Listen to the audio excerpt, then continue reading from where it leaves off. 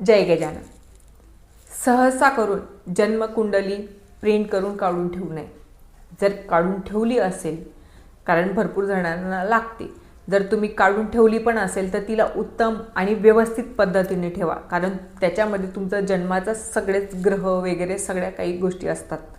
त्याच्यामध्ये तुमचं लाभस्थान, धनस्थान, मृत्यूस्थान हे सगळे स्थान असतात.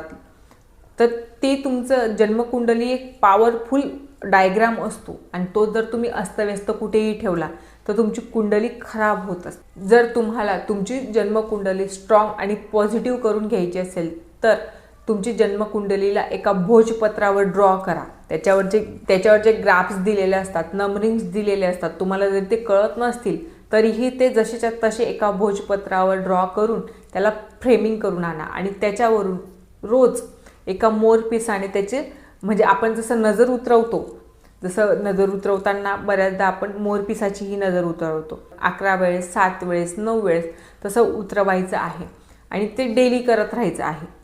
याच्याने तुमची कुंडली ही अधिक प्रकारे तुम्हाला सपोर्ट करेल आणि ती ॲक्टिव्ह राहील. म्हणजे कुठलीच निगेटिव्हिटी तुमच्या कुंडली म्हणजे एकंदरीत तुमच्या आयुष्याचा एक भागच आहे. तर तुमचं कुंडली निगेटिव्हिटीपासून दूर राहिली म्हणजे तुमच्याही आयुष्यातली निगेटिव्हिटी ही दूर होत असते. जर व्हिडिओ आवडला असेल तर लाईक, शेअर, सबस्क्राईब करायला विसरू नका. जय गजानन.